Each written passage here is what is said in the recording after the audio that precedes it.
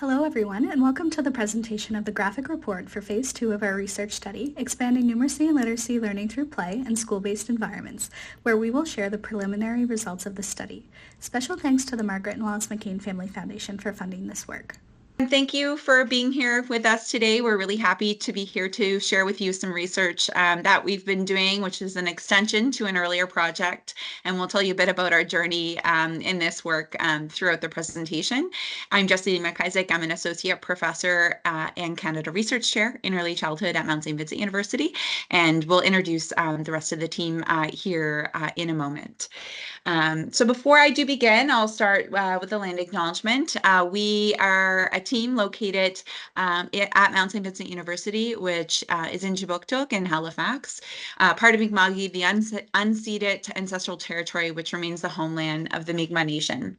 This territory is covered by the covenant chain of treaties of peace and friendship signed between 1725 and 1779. The treaties are affirmed by the Supreme Court of Canada and recognize Aboriginal title. The treaties are living agreements that establish the rules for an ongoing treaty relationship between nations.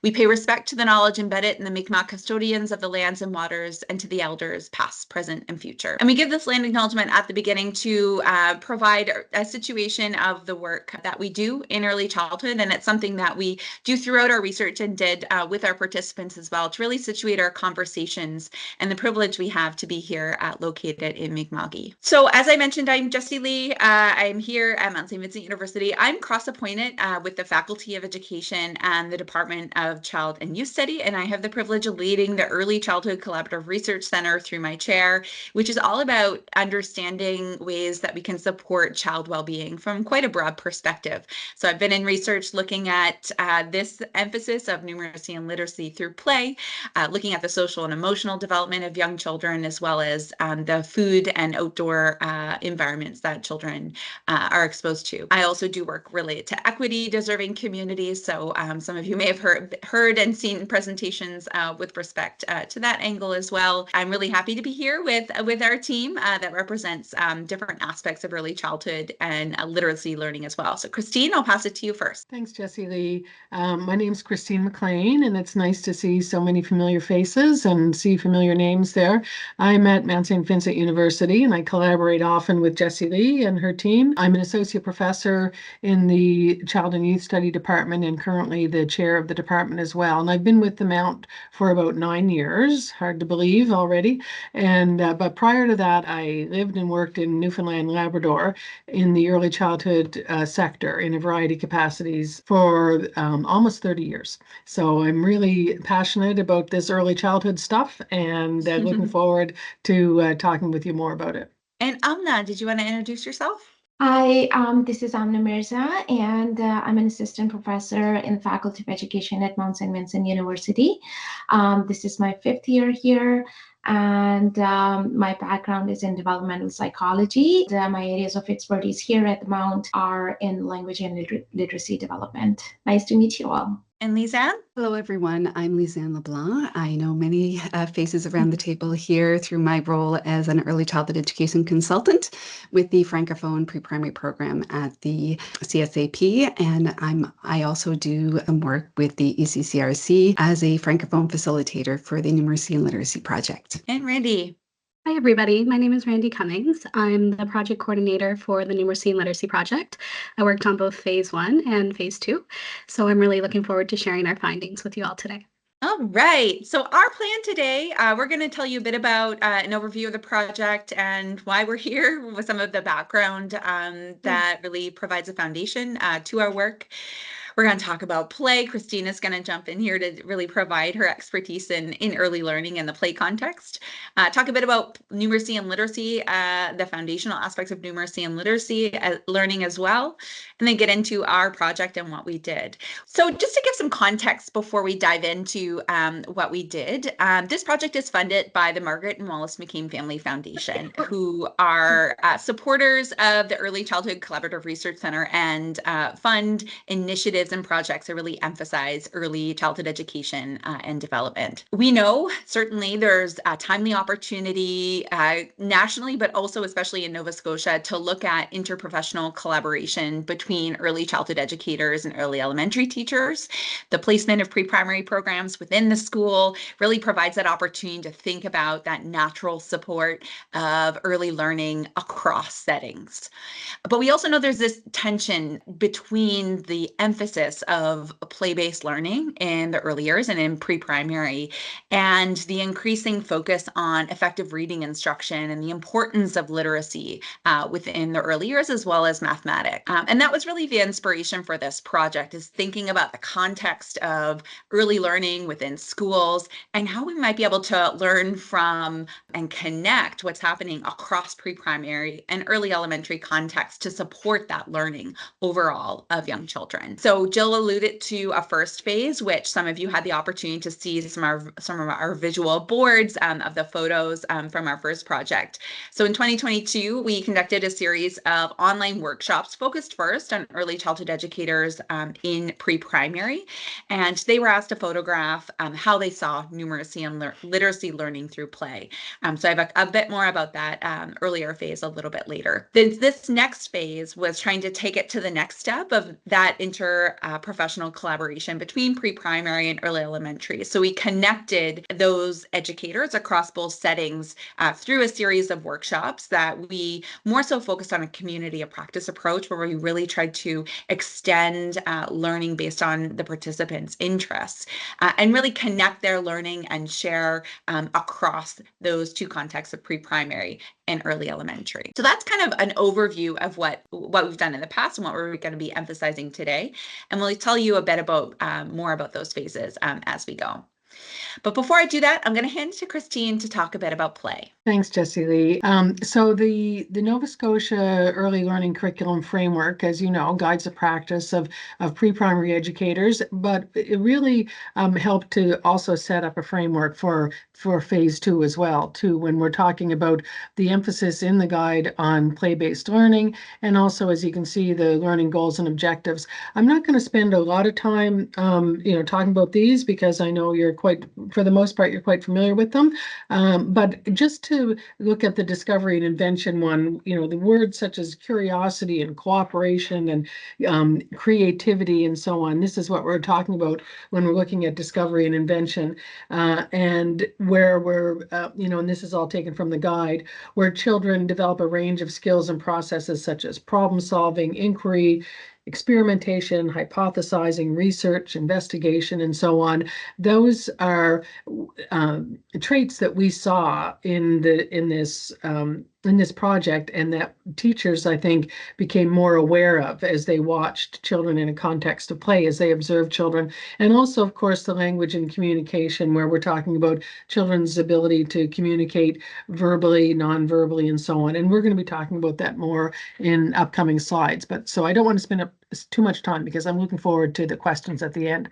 So my PLAY has become kind of an elevator pitch for like a quick description of how we are defining play. And we define play as problem-based learning, which means that as children are playing, they're constantly seeking to solve a problem of some sort. And it's a fascinating lens to be observing children while they're playing, is to try to figure out what problem are they solving. Is it how do I get these blocks to stand up without falling? Is it how do I get little Braden to pretend to be the puppy again while we're playing house?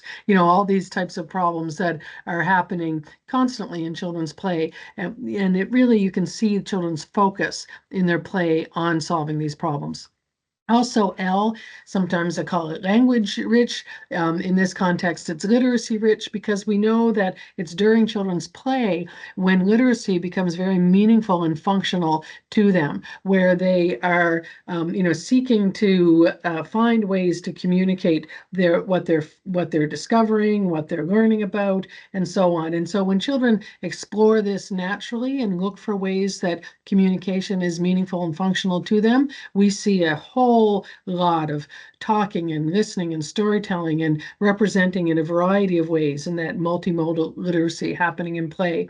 And then A stands for active environment, and that can be compared to passive learning, active versus passive, where in an active environment, children need to be hands-on, face and eyes into it, being able to manipulate materials, being able to make their own choices, having autonomy, having agency, which are a couple other great A words that we can use there when they're playing. And then finally, the Y for young children. And you might be thinking, oh, Christine, you were just looking for a Y to fill out your acronym, and that's why you chose young children. And you would be right initially. But the more thought that I, put into this, realizing that young children play because they want to play, and they have a right to play. And play, we shouldn't even have to justify it by talking about all of the learning that's happening and how important it is to their development. They do have a right under the UN Convention on the Rights of the Child to play, and so that should be an important consideration of us when we're setting up learning environments for children, 0 to 12, I would say.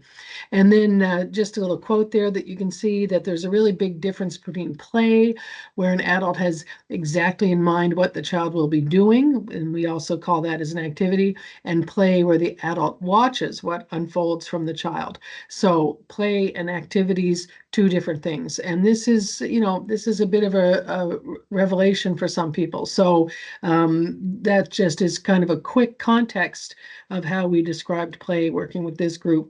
There's also various characteristics of play that are defined by Peter Gray, who's done some really great writing on this. And so some of the characteristics we're going to use right now are from Gray and from others, but it just gives you, again, some more context to what we're talking about. So play is self-chosen and self-directed. And that, again, can be a difficult understanding for people who are used to providing activities for children and setting them up in such a way where, although the children are playing, it is directed by an adult in terms of how how the learning environment's designed. So what does this look like then if we truly have self-chosen and self-directed play? We are looking at the adults and the children together co-constructing meaningful contexts for engagement, setting up the environment in such a way that's meaningful but engaging for children. And I often think, when you walk into a room, into a classroom, and children don't even notice that you enter the classroom, that to me is always a good sign of a classroom, because it means the context is so engaging that they might give you a bit of a glance, but they're going right back to what they're doing. The red flag sometimes is when you become the most interesting thing in the classroom when you walk in, and you wonder, what else is going on here? How come the children aren't more engaged? So play is intrinsically motivated. In other words, children play because they want to play, not because they're getting some kind of extrinsic reward or motivation for it. And the whole process then is more valued than the ends. And so the characteristic of the environment to have this happen is when the criteria for success is removed, that they're not trying to meet a particular goal that was set by somebody else for them, where children are able to make choices, where they're able to be independent and approach play in a way that sparks this type of exploration, creativity, and so on. Play is imaginative. There's always like an imaginative component of the type of play that we're talking about. And this imagination helps to spark the creativity, but it also helps to provide context to their world, their environment, because they bring with them a fund of knowledge when they come to our programs. And then we get to know children better. But when we're watching and observing this type of play, and we hear and see their experiences that they've already had and how that comes out in their play. It's guided by mental rules. So in other words, there is a structure to their play, but the children are the ones that are defining that structure. They're coming up with the rules. You can't do this, you can do this, you have to do this twice, and then you did this. It's fascinating to watch the rules that children come up with. Even, it might be rules to govern what the other children are doing, but also just rules that they've constructed in their own heads for how they play in certain ways. So when we're looking at the environment, we want to have those open-ended materials that invite children to make relationships and to communicate their ideas in many ways. Also, that children are active, alert, and in a relatively non-stressed frame of mind. So you can't really play if you're stressed, if you're worried, if you're anxious, if there's rules being imposed, if there's, not having that freedom of choice. And that was one of the things, and we'll get into it later, but that was a big learning for some of the teachers, is the importance of choice in setting up a play environment and how that really helps children to be engaged. And so what does this look like in the environment? That you have enough time to play. If you're only playing in 15-minute blocks and then you have to switch to another area or something, that is not the type of play that we're talking about. That doesn't give children time to really get engaged and focused on their play. So in other words, examining schedules for play, do we provide children with those long periods of time? And if we truly understand that learning happens through play, then we're more likely to do that. So that gives you the context of play. But then when we're looking at, well, then how are numeracy and literacy supported in this type of play-based environment, I pulled out this old quote. It's 13 years old now, but the Council of Ministers of Education Canada produced some work on the importance of play, and they talked about how intentional play-based learning enables children to investigate, ask questions, solve problems, and engage in critical thinking. And so I guess it's projects like these that help to operationalize what the Council of Ministers of Education across Canada said is an important part of education for children. And also in our framework that we've referred to prior, that intentional teaching is deliberate, purposeful, and thoughtful. The numeracy and literacy context, I'm just trying to move my own slides along here as well too. So yeah, just quickly, we were talking about literacy in a way that it's multimodal, and that refers to, we're reminded of what Loris Malaguzzi from Reggio Emilia talks about, the 100 languages of children, which is another way of describing multimodal literacy. So it means that we're viewing literacy beyond what we traditionally think of as literacy, the reading, writing, and storytelling. And also when we're looking at this multimodal type of approach, we're looking at how literacy and numeracy are so meshed. And we saw that, completely in our conversations with the educators and teachers that we talked about. And so, I'm not going to go into all of this. In our workshops with the educators, we talked about each of these 5 predictors of reading and writing, and we gave really specific examples, and we asked for examples from people. But, we were, keeping these in mind. As much as I said, we were broadening our thoughts of what literacy is. We were looking at these 5 predictors of reading and writing, and looking for ways that came through in children's play. So these types of early math concepts, and again, I don't need to describe them to you, but this would have been the context that we provided this information to our participants, where we gave examples of enumerating, matching, classifying, ordering, measurement, and so on.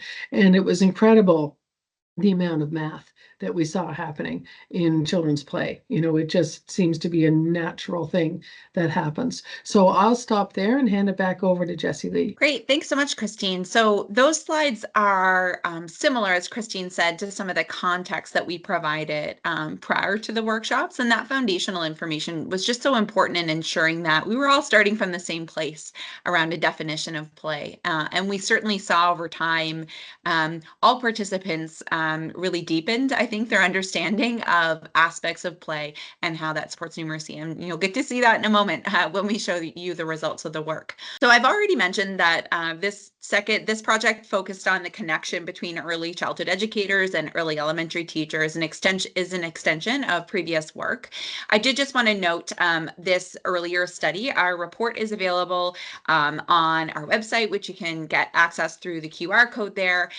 We have a website also that talks a bit more about the work and some of the products that we developed from it, including a parent one-pager about aspects of numeracy and literacy learning through play, incorporating some of the photos.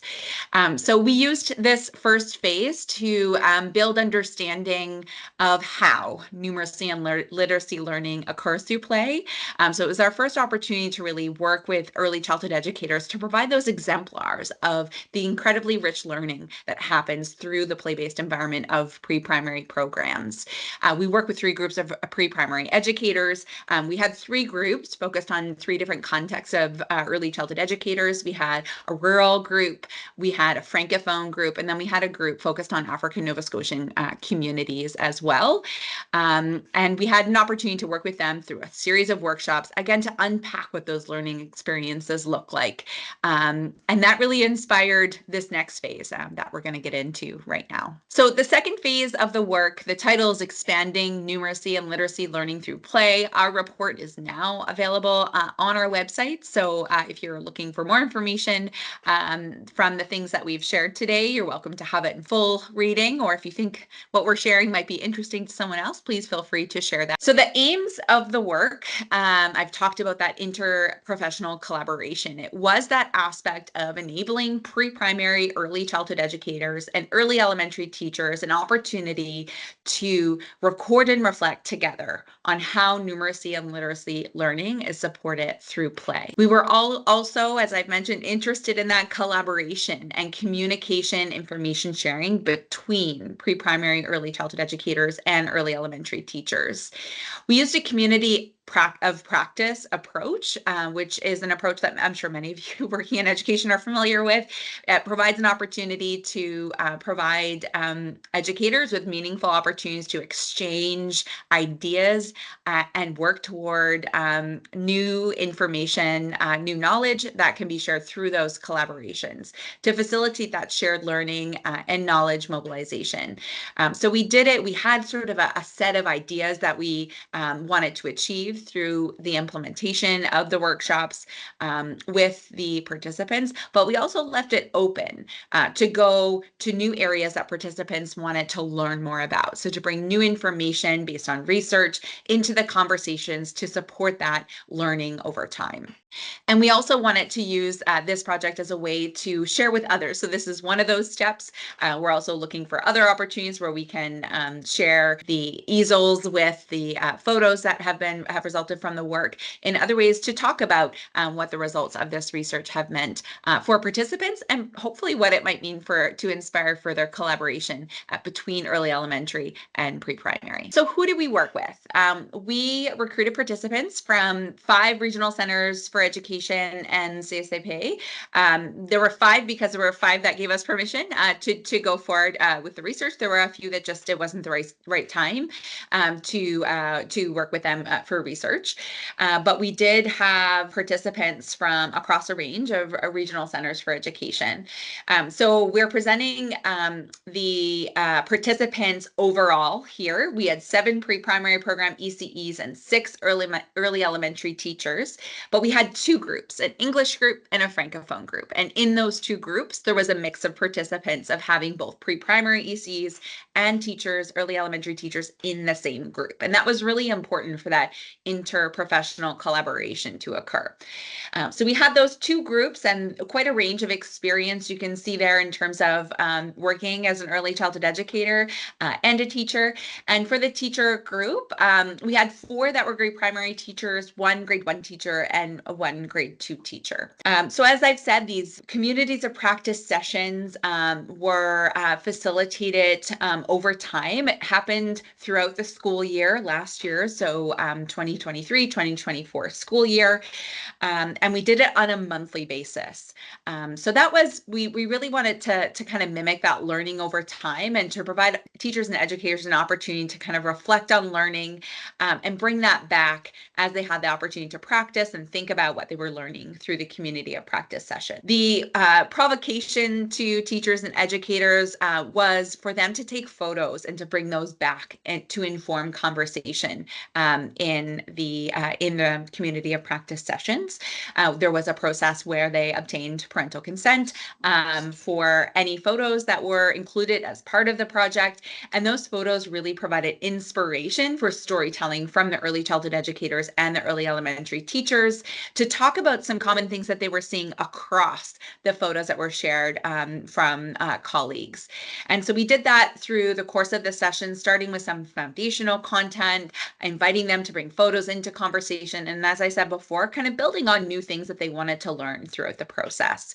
And that resulted in some final results that we're going to share with you. Some of the key findings that we're going to share, and I'm going to pass it along to Randy and Lisanne that are going to talk through the results and share some of those photos and quotes and stories in a moment.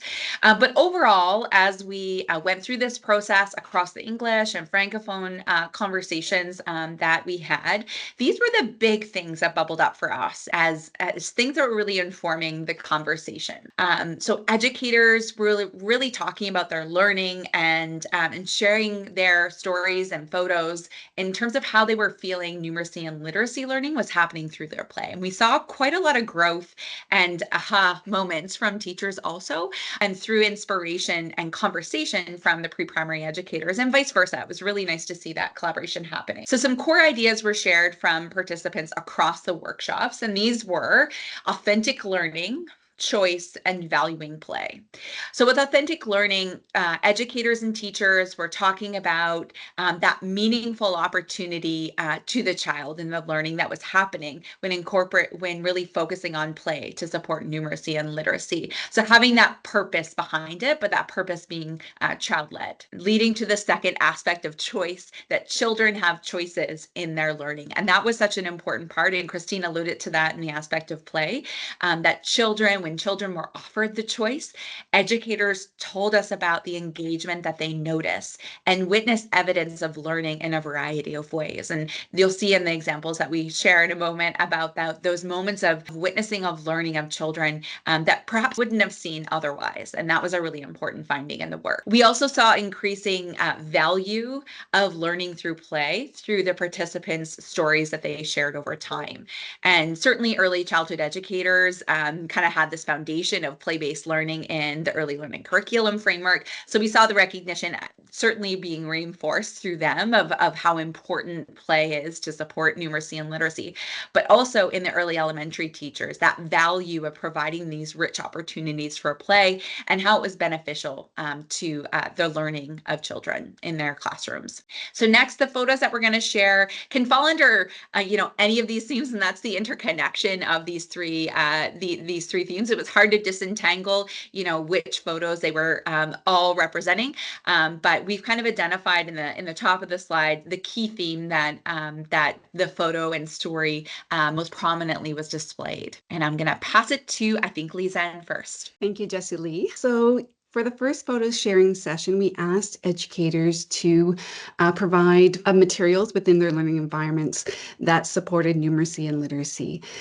So here are some of the photos that were shared. So in the upper left photo, we see a time timer that was shared in terms of children's learning of meaning of time. And this, interestingly, this educator also shared in that quote. So it was the pre-primary educator who spoke that the average person who wasn't in the education system wouldn't look at these pictures and say, this is how we're going to teach literacy and numeracy. But for them, that spoke to them in terms of being one of the materials that they might use with children to do exactly that. In the second photo, the upper right photo, we see an inviting space. And so that was a photo that was shared by grade 2 educators. So what was very interesting with this was that educator began to look at the outdoor environment as a second learning environment, which was a very new concept for that educator. And she also spoke with that second quote of, I haven't heard that word. So that word being invitation. And I like the idea that there are invitations to play, to learn, to take part. And I think that's nice. The other photo down below of patterns in space was a grade 1 educator that provided and led to discussions about how simplicity of a mat could be used to discuss about patterns and space and shapes, and along with what it provided in terms of an opportunity to come together and play and on the floor as opposed to traditional desks. And in that final example that we're sharing was of an invitation that was provided by pre-primary educator with Play-Doh that led to a discussion about in a conversation about numbers with the children. So through these materials, the educators and both in pre-primary and in grades primary 1 and 2 were able to develop authentic learning with children. And in this photo that was shared by a primary educator. So this was an example of materials that would be utilized for math activities within this classroom. But what the educator chose to do was also provide the same materials within her play space in her learning environment.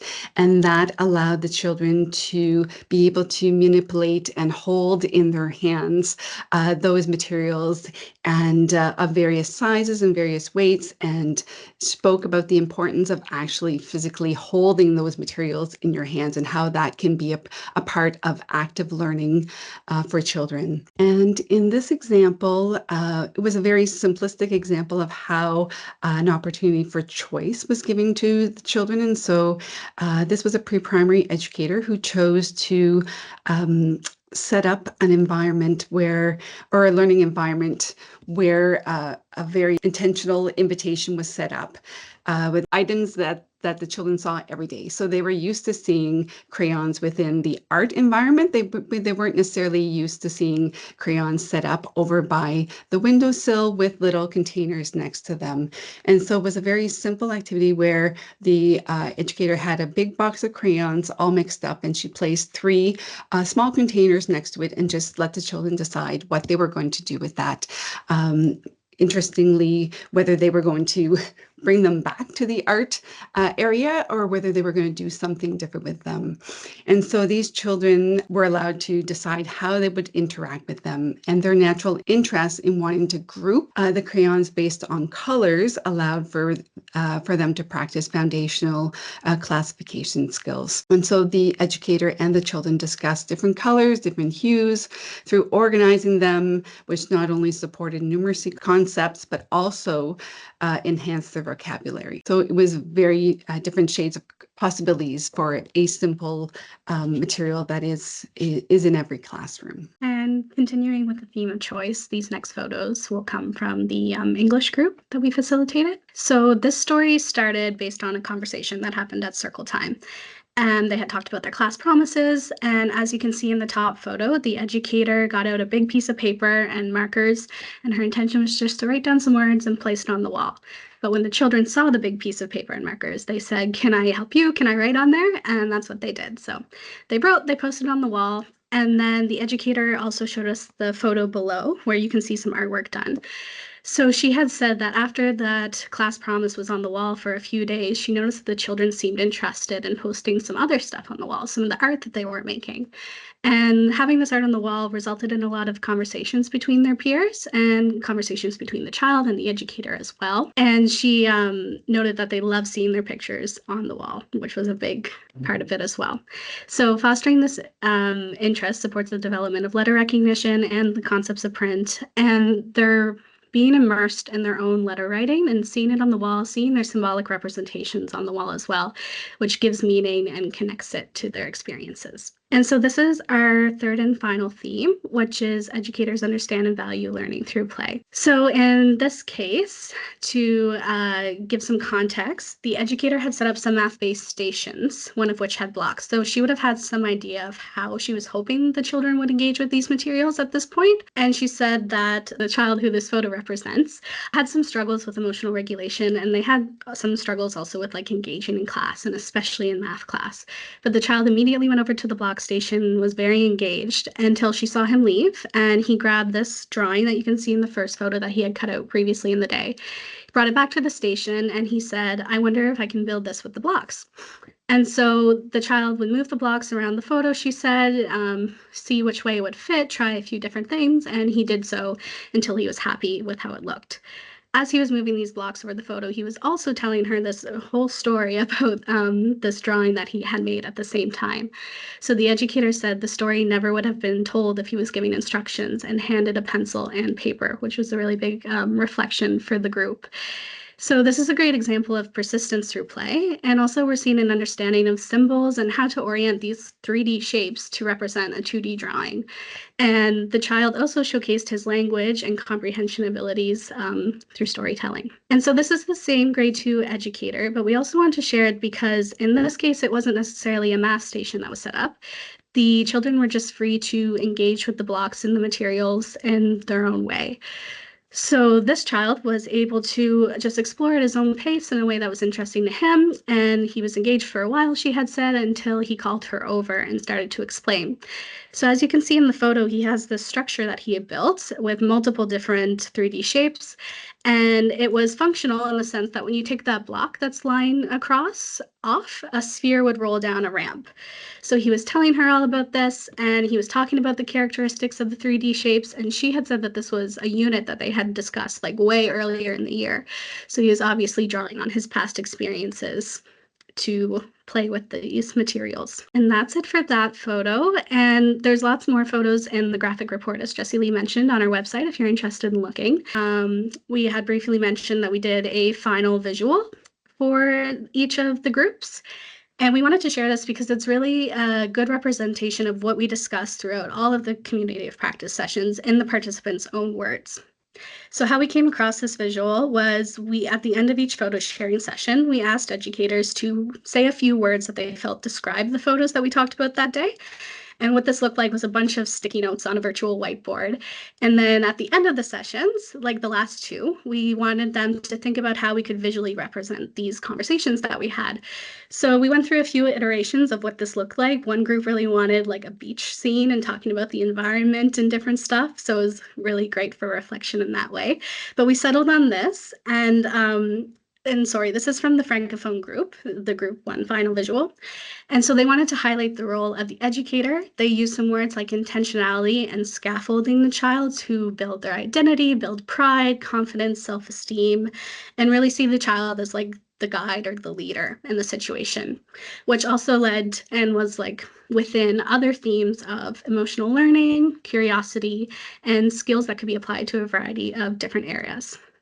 And then I'll just chat about the second group, which was the participants from the RCEs, the English educators. And they also wanted to highlight the role of the adult and the child in here, but they also focused a lot on the role of reflection and planning. So taking a step back, observing and trusting the process and learning with the child throughout that process in an environment that was inclusive, had open-ended materials, and that was really inviting. And they also reflected on the role of the educator. Being open to surprises was a big one, and supporting engagement and making connections with the children. And also the educator's image of the child and play-based learning opportunities that could occur, and how this all led to children being engaged. So they wanted to go with like this gear idea to show how everything works separately but together at the same time to create one process. And those are the visuals. All right, so we're going to just wrap up our presentation with 3 quick slides based on the findings of the work and opportunities we see in terms of moving forward with similar initiatives like this, and also thinking about the connection between pre-primary and early elementary. So the first is opportunities to learn together. It was really clear that the educators, both early childhood educators and early elementary teachers, really valued this opportunity to connect and learn from one another in this community of practice space. So shared professional development we see as a really important opportunity to be thinking about facilitating additional interprofessional collaborations. The ideas were shared about how to support numeracy and literacy, including discussions about triumphs and challenges, and you could see how they were encouraging one another to think through things that they were experiencing in their classroom and providing ideas to one another about how to accomplish that. This one quote from a grade 1 educator talked about the process and the validation and motivation that was gathered from others as a result of participating in the community of practice. So that confirmation of pedagogical approaches. And also this educator was one that participated with another from their own school. And they saw that opportunity to not only learn within the community of practice monthly sessions, but also to continue that learning at the everyday setting within their school. And the second step in moving forward, or when we were reflecting on all this, is the understanding of how numeracy, literacy, and play are all intertwined. So it was interesting because the pre-primary educators, talked about how it broadened their understanding of numeracy and literacy in terms of it happening in play, whereas the early childhood or the early elementary teachers who had a good grounding in numeracy and literacy, started to think more about play and how they didn't have to teach the numeracy and literacy. And this was a big aha moment. I don't have to teach it in order for children to learn it. Right, that children were able to learn themselves in their play, and so you can see some of the quotes there. It really did give them, and they talked a lot about having a new lens, looking at children's play and also looking at their classrooms with a new lens. And so, this grade 1 educator talks about how it helped me to better understand the reality of the students arriving in my class who had previously had this kind of play-based approach to learning, which again was a wonderful statement to bring forward. And also it's encouraged her to continue in this way with her students. So to have that kind of understanding of what play-based pre-primary was like and how we can support that type of play-based learning, and specifically in terms of numeracy and literacy moving forward. This is our last one. So we were talking, the participants also through a follow-up interview after the community of practice sessions really wanted to see more of these sorts of opportunities to support them and their colleagues moving forward. So they spoke about the importance of pedagogical leadership and support. So within the communities of practice, Christine and I and Lisanne and Randy facilitate the sessions as an opportunity to kind of be that spark and encouragement for the conversations. We facilitated that process for them, although educators brought the knowledge and their experiences. But we acted as a bit of pedagogical support and leadership in those conversations. And we heard from participants that the space provided that opportunity for educators to learn from one another and work through the tensions that exist of the importance of learning through play alongside of the expectation around literacy learning that certainly is a priority of early elementary classrooms. So we talked a lot about those tensions within the space, and the participants felt like it was that safe opportunity to talk through that with people who had that expertise in understanding what we can do to support both goals to be accomplished. So that aspect of collegial support and really allowing opportunities to come forward that provide both perspectives of expectations of what comes from pre-primary with the early learning curriculum framework, alongside of that emphasis of literacy learning, really allowed that conversation to happen, and again allowed that learning across both, that collaboration to occur. So this final quote here from the grade 2 educator talked about play giving some direction in the sense of materials. And really, I think this educator talked about seeing that play really does help kids meet outcomes that we're working towards. So to demonstrate that learning, and that it was okay, as Christine said earlier in the last slide, for them to kind of let go of that and to allow the children to take things in new directions, and that they often show the learning that you hadn't even anticipated. So that aspect of kind of letting go and allowing children to take it in the direction that they need to make it meaningful for them to show that learning. So that's it for the formal slides from us. We have about 10-15 minutes for discussion, which we really do welcome. Thank you again for coming to hear the results of the work. You can see more information in our graphic report. Feel free to access either and share to anyone else that you think might be interested.